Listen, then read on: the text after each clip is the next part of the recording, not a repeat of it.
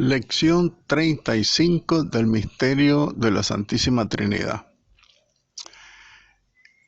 En el folleto de los himnos a la Santísima Trinidad hay una oración de San Francisco de Asís a la Trinidad Santa. Es la que hoy les referiré. Haremos oración, oremos. Tú eres santo, Señor Dios único, que haces maravillas. Tú eres fuerte, tú eres grande, tú eres altísimo. Tú eres Rey omnipotente, tú eres Padre Santo, Rey del cielo y de la tierra. Tú eres trino y uno, Señor Dios, todo bien. Tú eres el bien, todo bien, sumo bien, Señor Dios, vivo y verdadero. Tú eres caridad y amor, tú eres sabiduría. Tú eres humildad, tú eres paciencia, tú eres seguridad. Tú eres quietud, tú eres gozo y alegría. Tú eres justicia y templanza, tú eres todas nuestras riquezas a satisfacción. Tú eres hermosura, tú eres mansedumbre. Tú eres protector, tú eres custodio y defensor. Tú eres fortaleza, tú eres refrigerio. Tú eres esperanza nuestra, tú eres fe nuestra. Tú eres la gran dulzura nuestra, tú eres la vida eterna nuestra, grande y admirable Señor, Dios omnipotente, misericordioso Salvador. Esta es la oración de San Francisco hacia la Santísima Trinidad. Está bonita. Bien, conectémonos. Estamos en la página 47 del cuarto folleto. Estamos hablando de la revelación que nos hace San Juan en todos sus escritos, los escritos joánicos, sobre el misterio trinitario. Hemos visto lo que refiere San Juan sobre el Padre. Ahora veamos la persona de Jesucristo. Ya hemos visto algo. Ahora hace referencia de Dios hombre. Jesús es el Dios hombre, testigo del Padre. Entonces, en un primer rasgo, San Juan sitúa a Jesús en su evangelio y nos dice que es igual al Padre en el vigoroso sentido en que nos hablaba en el prólogo, ¿verdad?, de este Jesucristo. El verbo estaba en Dios, era Dios. Es como hay que entender ahora los textos del cuerpo, de todo el cuerpo del evangelio de San Juan.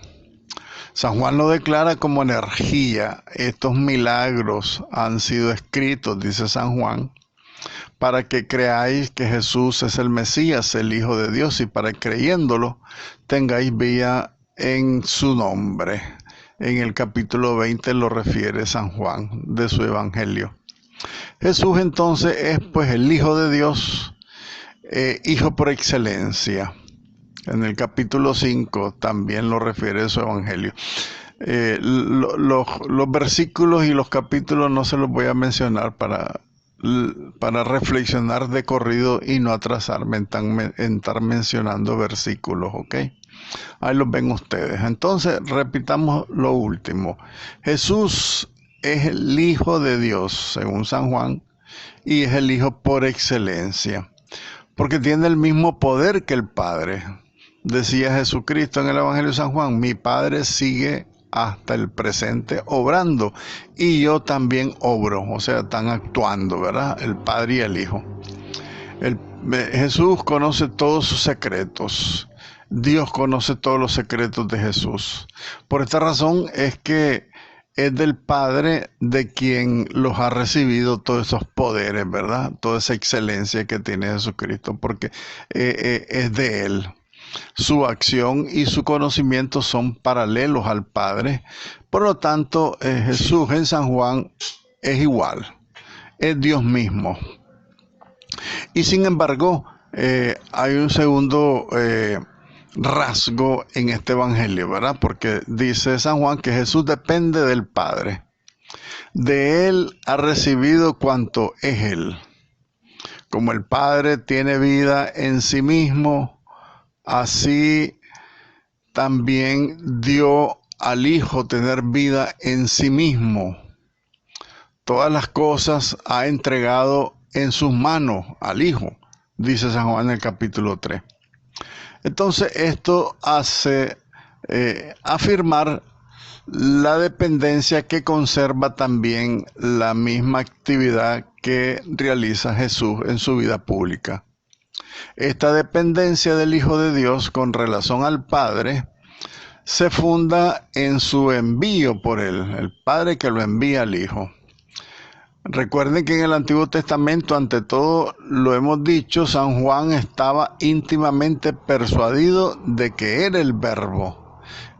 Eso lo descubre San Juan en el Antiguo Testamento. En el principio era el Verbo, y el Verbo estaba en Dios, y el Verbo era Dios. Entonces, el Hijo, el que se manifiesta en el Antiguo Testamento a los patriarcas, también hace alusión a los textos del Génesis.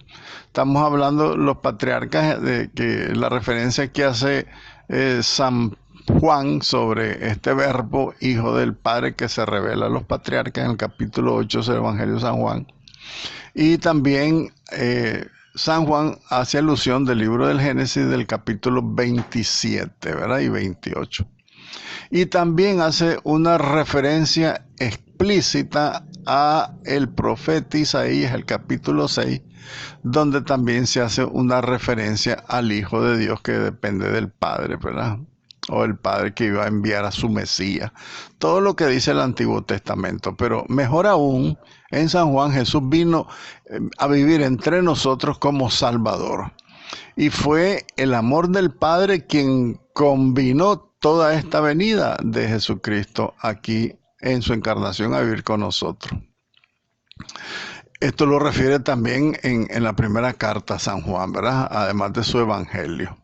Ahora bien, la venida del Verbo tenía una finalidad precisa que determina el papel cumplido de Jesús. Jesús tenía que dar a conocer al Padre. Debía dar a conocer su gloria. Debía dar a conocer su perfección soberana. Todo esto está en los textos de San Juan. Ahí están los versículos y los capítulos.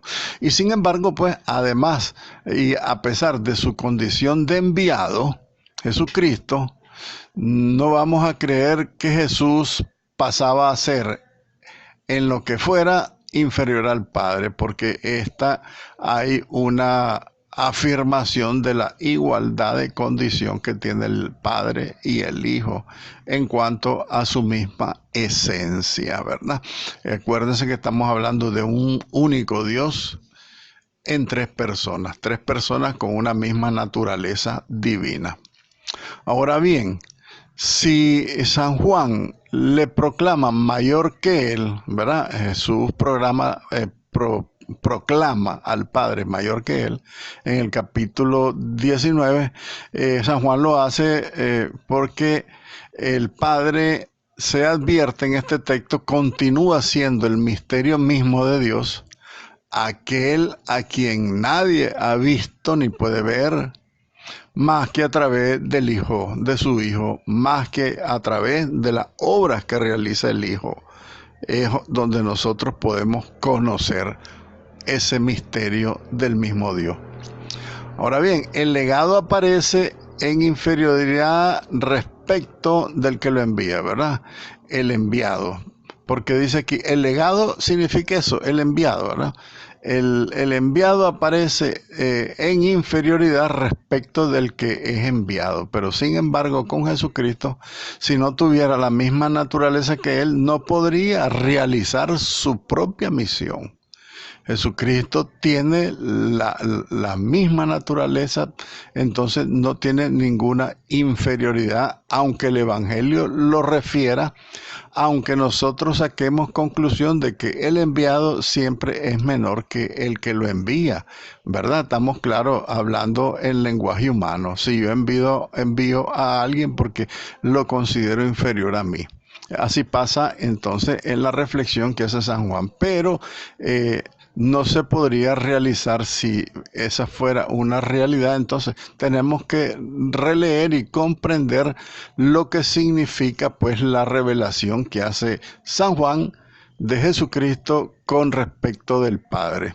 Jesús es enviado por el Padre, mas lo tiene todo en común con Él, dice el capítulo 14 de San Juan. Y las obras de Jesús son las mismas obras de un Dios. Y estas obras se resumen en este don específicamente divino, la gracia y la verdad que nos aporta Jesucristo, el misterio de su revelación y de su presencia con nosotros, para que nosotros recibamos pues todo lo que Dios Padre desea que recibamos a través de su Hijo, porque el Hijo es el enviado. Bien, veamos la tercera persona de la Santísima Trinidad en la revelación que hace los escritos joánicos. El Espíritu Santo, dice San Juan, es fuente de verdad y de vida. Entonces, con igual título que el Hijo, en San Juan, el Espíritu Santo tiene una actividad divina. Mas lo que el Hijo era para el Padre, el Espíritu Santo lo es para el Hijo. El Hijo ha glorificado al Padre, el Espíritu Santo ha glorificado al Hijo, dice San Juan en sus capítulos 17, su capítulo 16 también. El Hijo, dice San Juan, ha manifestado al Padre. El Espíritu Santo manifestará al Hijo. En otras palabras, nos hará comprender la revelación que nos ha aportado Jesucristo a nosotros los cristianos. Entonces, a través del Espíritu Santo que nosotros podemos comprender, y esa acción en nosotros del Espíritu Santo es la glorificación del Hijo. Ahora bien, el Hijo nada decía de sí mismo. También el Espíritu Santo nada decía de sí mismo. Lo refiere San Juan en el capítulo 7 y en el capítulo 16. Bien, Jesús también era el defensor, el abogado de los apóstoles. Acuérdense lo que decía él mismo, ¿verdad? En la primera carta de San Juan. Y el Espíritu Santo será otro defensor, reemplazará a Jesús cerca de los apóstoles. Esto significa entonces que Jesús, en síntesis, era nuestro abogado, porque Él intercede por nosotros delante de Dios. Ahora tenemos otro nuevo intercesor, otro defensor, dice Jesucristo en el Evangelio de San Juan. Por último, el Espíritu Santo es el alma de la iglesia. Recordemos que el Espíritu Santo no es creado, procede del Padre y del Hijo. Por lo tanto, nosotros tenemos que decir que el Espíritu Santo es el alma increada de la iglesia. Que no se ha creado un espíritu propio para la iglesia, es el mismo Dios, por lo tanto, ser increado, que es el alma de la iglesia. Ahora, cuando Jesús está resucitado y glorificado, Él le procura la vida. El último día de la fiesta, el gran día, Jesús de pie lanzó a plena voz cuando dijo en el capítulo 7, si alguien tiene sed, que venga a mí y que beba. El que creyera en mí, según la expresión de la Escritura, de sus entrañas manarán ríos de agua viva. Decía esto del Espíritu Santo que debían recibir los que creyeran en Él, en Jesús. Dice San Juan, pues, que no había aún Espíritu, pero Jesús no había sido, porque Jesús no había sido glorificado en ese momento de esa proclamación que está haciendo Jesucristo, ¿verdad? Esa proclamación solemne. El que tiene sed, venga a mí que beba. El que cree en mí, de él brotarán ríos de agua viva. Y esa expresión, ríos de agua viva, es la manifestación pues del Espíritu Santo dentro de nosotros, que será enviado, por supuesto, en Pentecostés, ¿verdad? Ya lo sabemos. Ahora, entonces, dice San Juan que el Espíritu es, por lo tanto, el agua viva que emana del costado abierto de Jesús, dada a la iglesia ahora que Jesús ya está glorificado, ¿verdad? En la iglesia que tiene origen en Jesucristo, después de la Pascua entonces, ¿verdad? Recibirá ese espíritu, porque ese espíritu mana del costado de Jesús ya muerto en la cruz, ¿verdad? Entonces estos versículos son los más sugestivos para orientar nuestras meditaciones hacia el don que hace Jesucristo a su iglesia, el don de su propio espíritu, que es el Espíritu Santo. Ya a la samaritana ya se lo había anunciado el Mesías Jesús en San Juan bajo el símbolo del agua viva, ¿verdad? Cuando le dice a la samaritana, tengo sed. Si tú supieras quién te pide agua, tú le pedirías a él y él te daría un agua viva que salta hasta la vida eterna. Acuérdense esa reflexión de ese texto del encuentro de Jesús con la samaritana. Ahora, la teología sacramental, o sea, la actividad sacramentaria de la iglesia, bebe de ello uno de sus fundamentos más ricos para relacionar los ritos cristianos con el flanco abierto de Cristo, con el Señor glorificado y con el Espíritu fuente de agua viva. Acuérdense que también la iglesia y la liturgia dice que del costado abierto de Jesús brota la palabra y los sacramentos, ¿verdad? Sangre y agua, en el sentido de que el agua es los sacramentos que se derramarán pues de ese flanco abierto, o sea, su costado abierto, su costado derecho abierto. Y será derramado pues ya por este Señor glorioso, Jesucristo, que nos envía de su parte y de parte del Padre el día de Pentecostés el Espíritu fuente de agua viva. Por más entonces que de mano diferente de los Hechos de los Apóstoles, este texto nos explica en perfecta armonía con estos el vivo relato de la primera gesta cristiana, las primeras actuaciones que hacen los discípulos. ¿Y cuáles? Veamos el libro de los Hechos de los Apóstoles, por ejemplo, la primera predicación de San Pedro, que eso es una maravilla. Predica con tanto ardor y con tanto poder del Espíritu Santo, porque se ha derramado en ellos. Y empiezan sus primeras gestas. ¿Cuál es la primera gesta de los cristianos? Bautizar a más de 3,000 personas. Acuérdense que dice el texto de los Hechos de los Apóstoles que ese día de la predicación de San Pedro se convirtieron más de 3,000 personas. Y eso significa que ese mismo día comenzaron los bautismos a multitud de gente. Entonces, San Juan, para concluir esta reflexión trinitaria, hará la gran revelación trinitaria en los capítulos 14 al 16 de su evangelio. Y estos textos han atraído la atención de los exégetas desde hace tiempo, desde hace mucho tiempo. Los exégetas hicieron notar que en la última conversación que tuvo Jesús con sus discípulos, el maestro había llegado a su perfección, había llevado más bien su perfección la revelación del mensaje trinitario.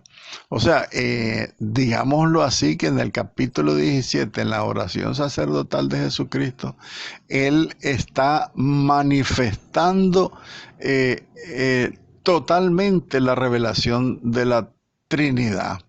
¿Por qué razón? Porque ahí hace referencia de todo lo que nosotros conocemos de la oración sacerdotal de Jesús, todo lo que le reveló a sus discípulos en la última cena, y ya lo dirá San Gregorio Nacianceno, que hay incluso en estos capítulos una progresión en el esclarecimiento de estas tres personas divinas en el Evangelio de San Juan. Retendremos entonces 4 textos en que esa progresión es más evidente y el papel de las tres personas divinas que están expresados de una forma más clara pues en el texto de San Juan. Dice parte del capítulo 16 de San Juan: yo rogaré al Padre y os dará otro abogado para que esté con ustedes perpetuamente, el Espíritu de la verdad, que el mundo no puede recibir porque no le ve ni le conoce. Entonces Jesús oraba al Padre y a sus discípulos, él estaba transmitiéndole también a sus discípulos esta oración al Padre. En esta oración Jesús les suplicaba al Padre que sería enviado otro intercesor, porque Jesucristo es el principal intercesor de los hombres ante Dios, porque es nuestro hermano, nuestro sumo sacerdote, como dice la carta a los Hebreos. Y también, ¿verdad? Jesús ora entonces suplicándole al Padre que nos envíe a los discípulos otro intercesor para morar permanentemente en todos los fieles, para morar permanentemente en su iglesia, que es su casa, y para morar permanentemente en todos nosotros, desde los mismos discípulos de sus mismos apóstoles hasta nuestros días. El Espíritu Santo, el Paráclito, que el Padre enviará en mi nombre, dice Jesús, Él les enseñará todas las cosas y les recordará todo lo que yo les he dicho a ustedes. En el capítulo 14 está haciendo esta referencia San Juan. El Padre enviará al Espíritu Santo a causa de Jesús. Entonces, el fin de esta misión es revelado. La finalidad de la misión de Cristo ya es revelado. Dar a conocer el mensaje de Jesucristo hasta el momento ininteligible todavía para los apóstoles, ¿verdad? El momento de la muerte. Todavía no entendían los apóstoles. Esto es muy luminoso, querer descubrirlo todo en solo las palabras de Jesús antes de su pasión era en vano para los discípulos, porque la verdad está toda en lo que Él ha dicho, pero solo como el río está en la fuente. Todo lo ha dicho, pero todavía ellos no lo han comprendido.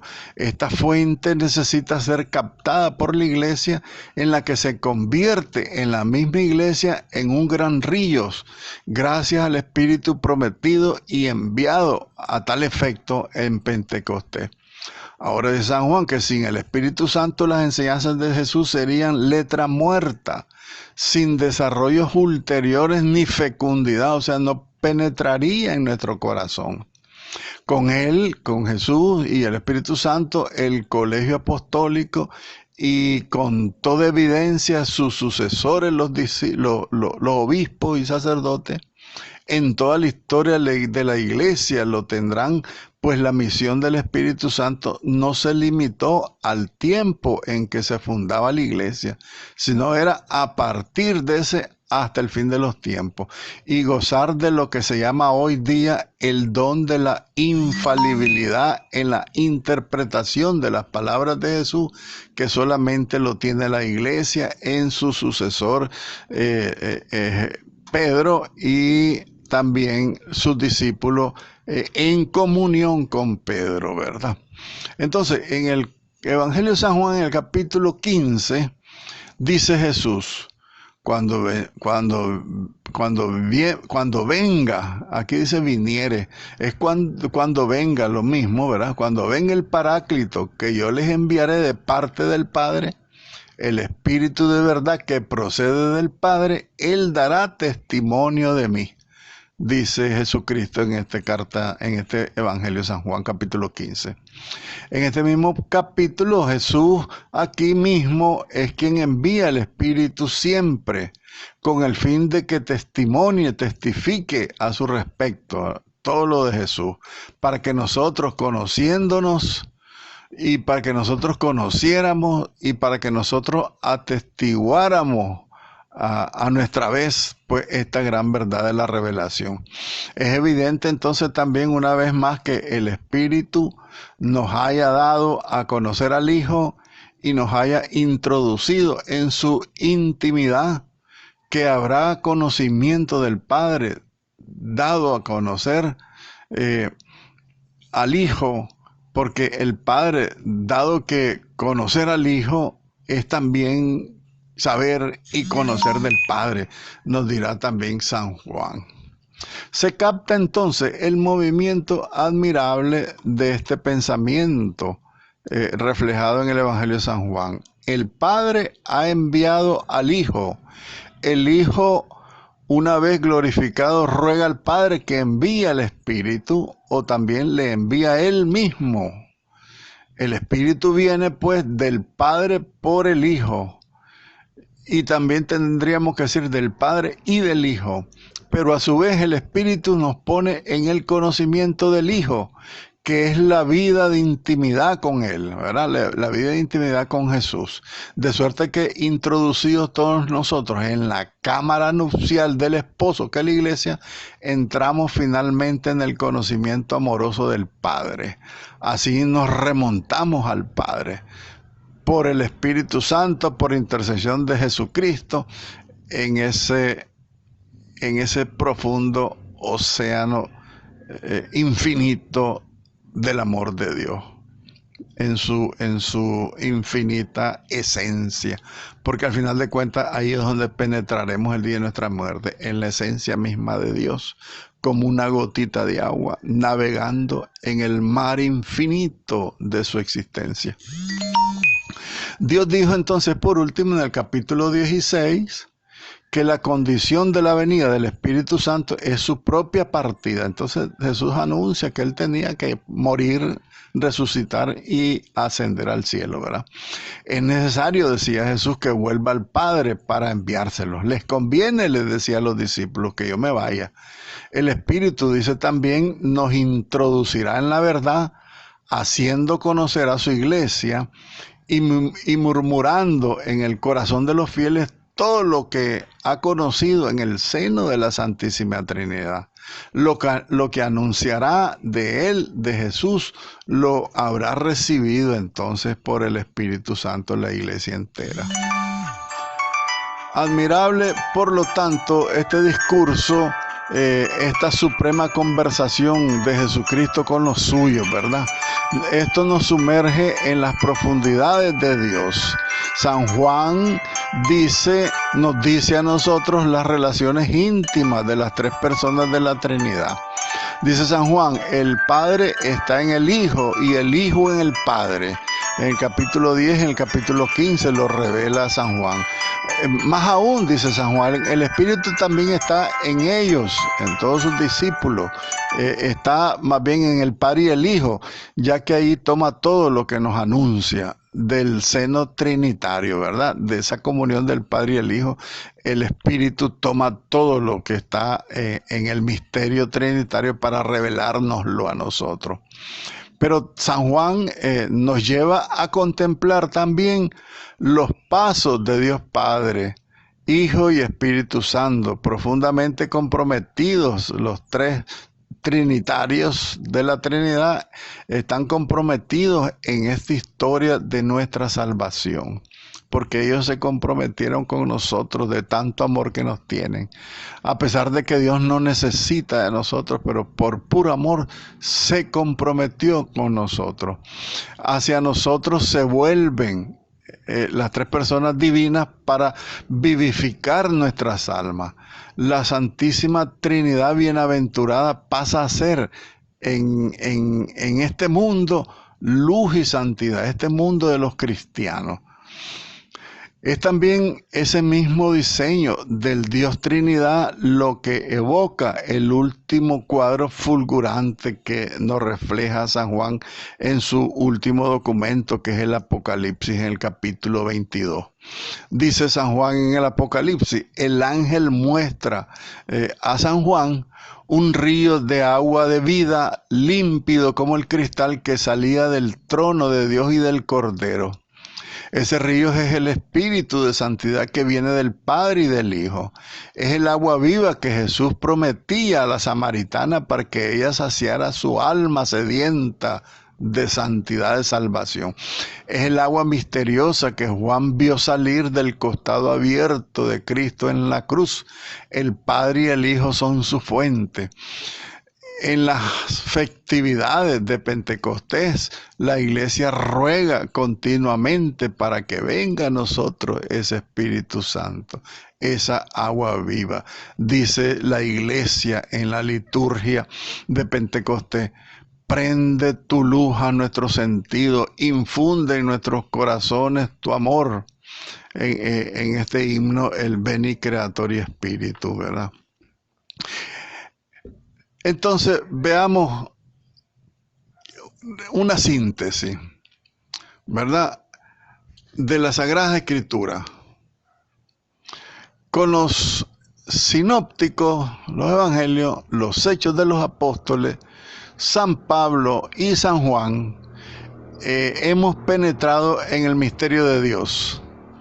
Sin apresurarnos, hemos leído de una manera, a lo mejor diría yo, superficial, los textos trinitarios de todos estos libros del Nuevo Testamento, los evangelios, los hechos, San Pablo, San Juan, todo el Nuevo Testamento prácticamente lo estamos refiriendo, porque solo nos quedarían las cartas de Tito y Timoteo, que eso son mínimos. El resto es revelación de la vida trinitaria del Padre, del Hijo y del Espíritu Santo.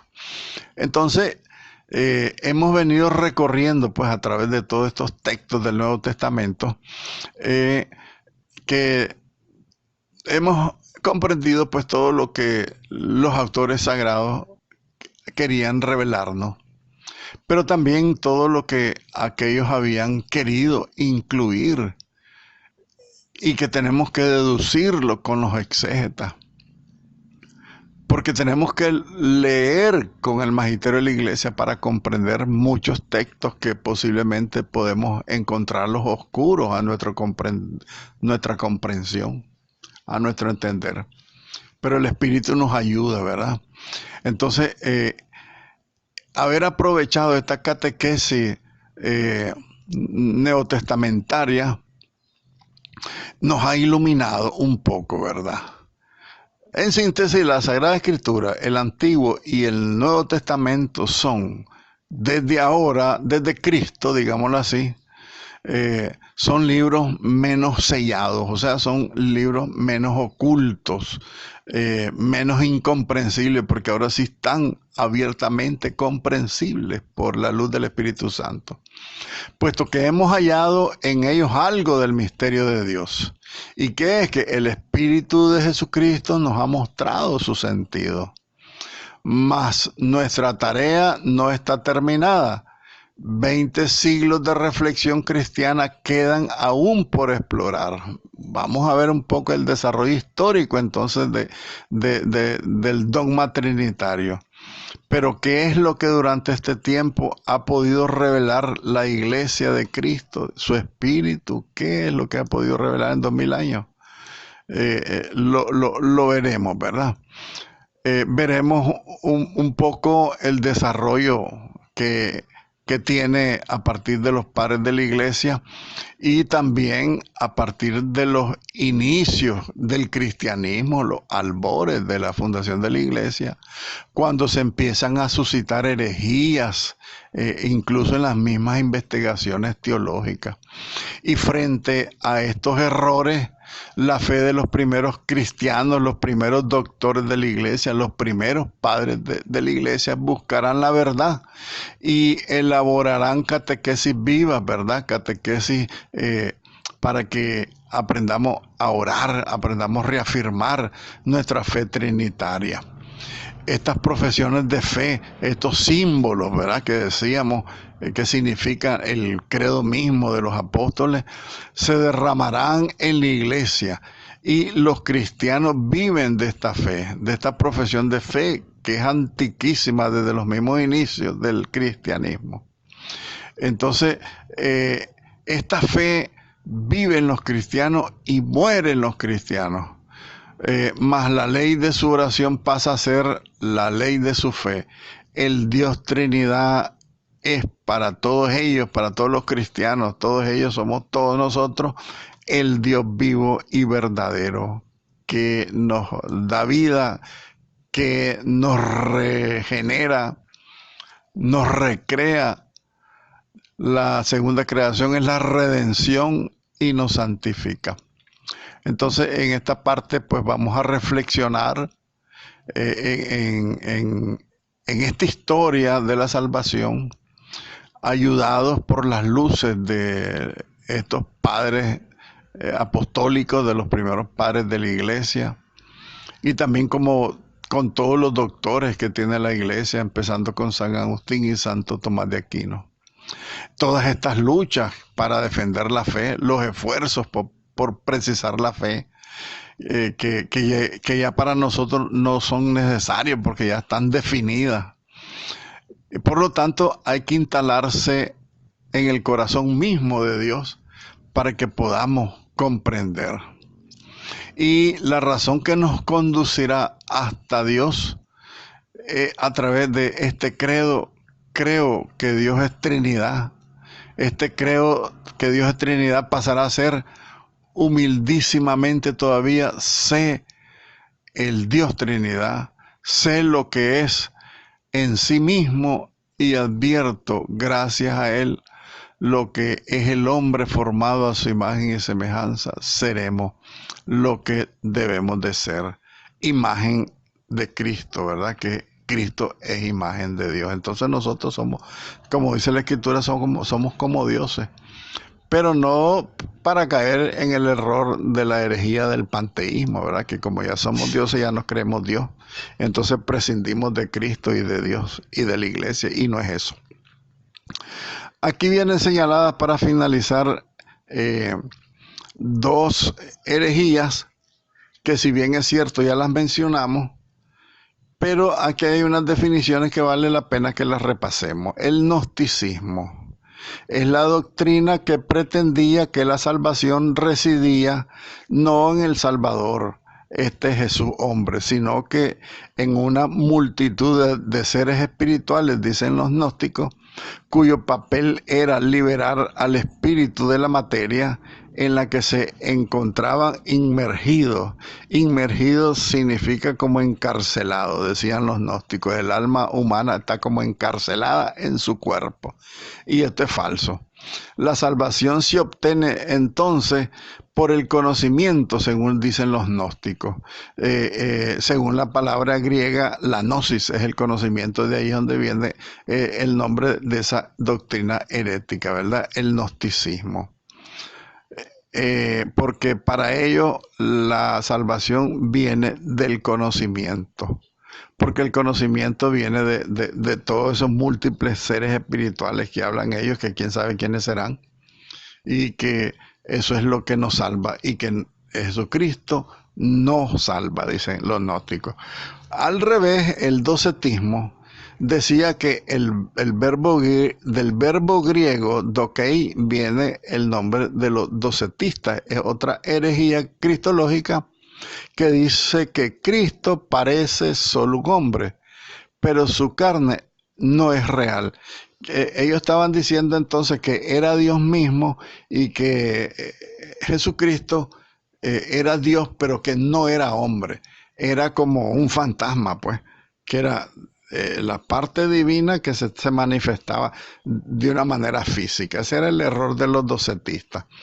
Negaban la humanidad de Cristo porque decían que no era real la carne de Jesucristo. Los padres griegos, los santos padres griegos, dirán más tarde que era el verbo el que venía a vivir entre los hombres cuando Dios se manifestaba en el Antiguo Testamento, que anunciaba el gran día del Señor, el día que enviaría su Mesías, ¿verdad?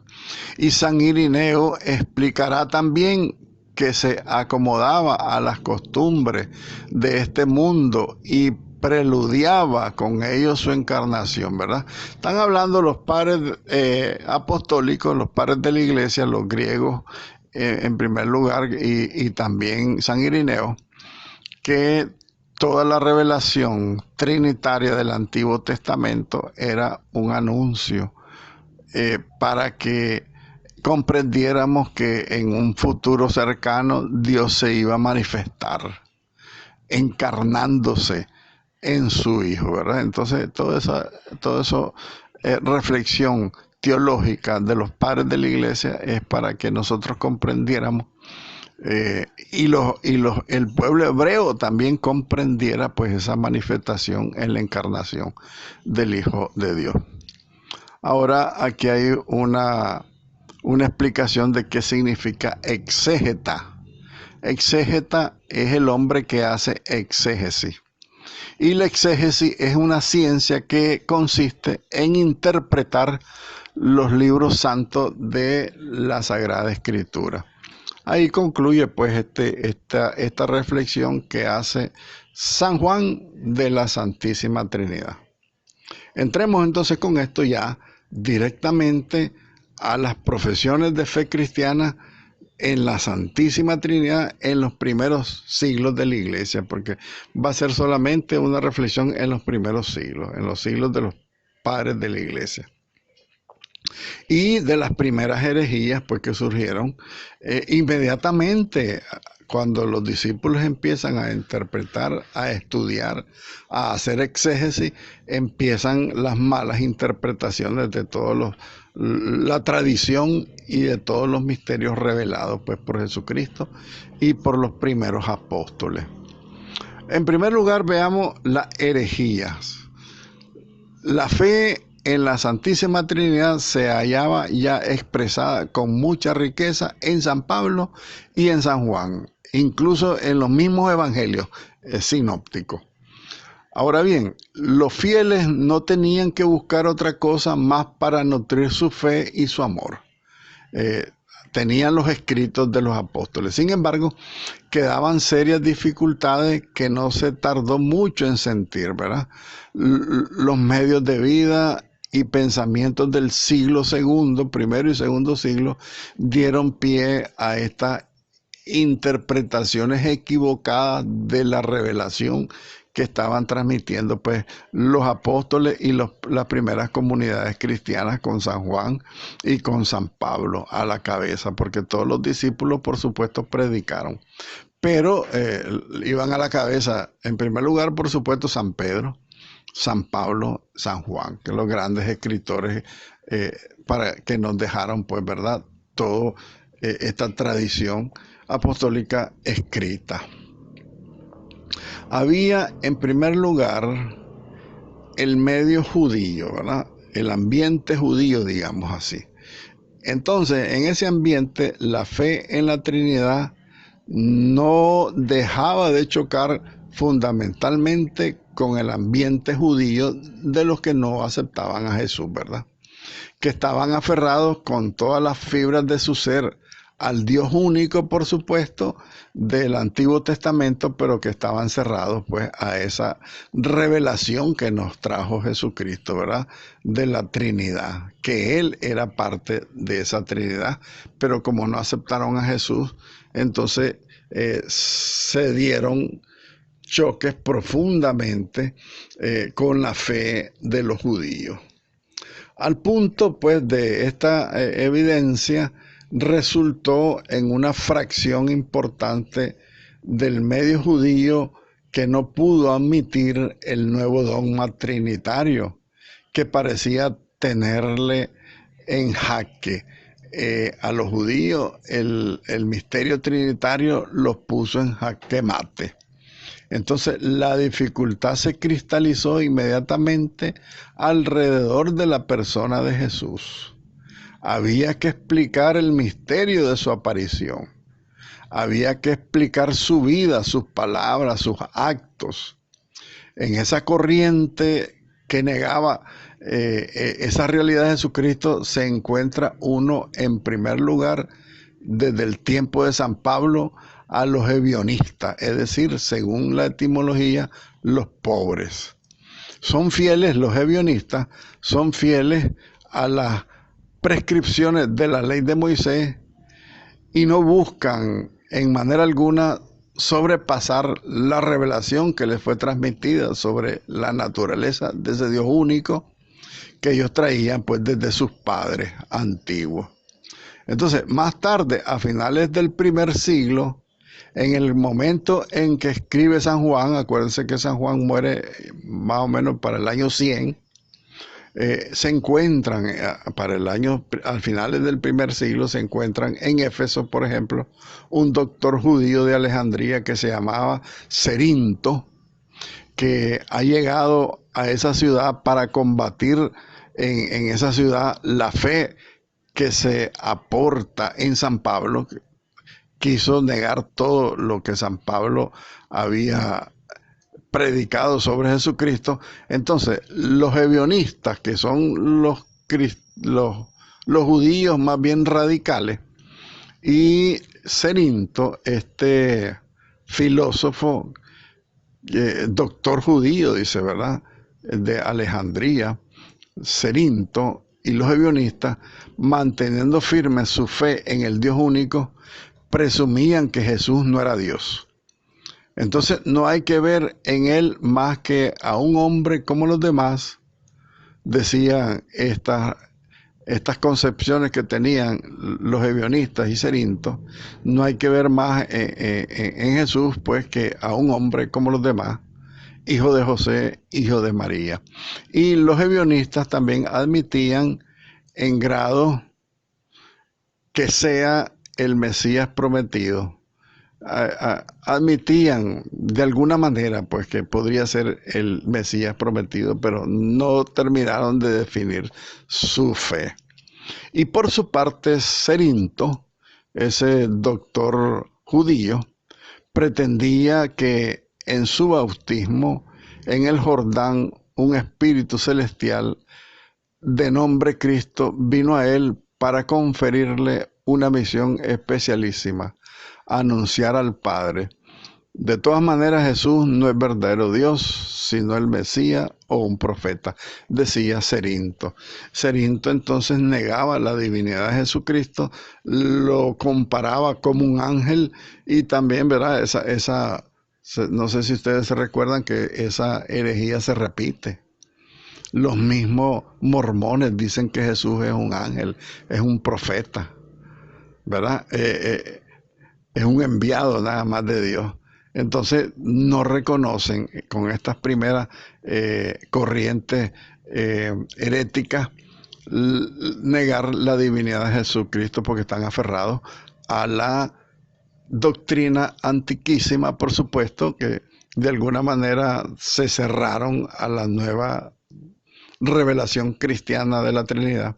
Entonces, frente a estos primeros herejes, esclavizados demasiado fielmente a la revelación antigua, estaban esclavizados, dice la reflexión, ¿verdad? Otros deseosos de conciliar la fe judía, la fe cristiana y la filosofía, también no resultan menos peligrosos, como por ejemplo los gnósticos que hablábamos al inicio, ¿verdad? Aquí vamos a llegar a la reflexión para continuar entonces en la próxima clase. Gloria al Padre, al Hijo y al Espíritu Santo, como era en el principio, ahora y siempre, por los siglos de los siglos. Amén.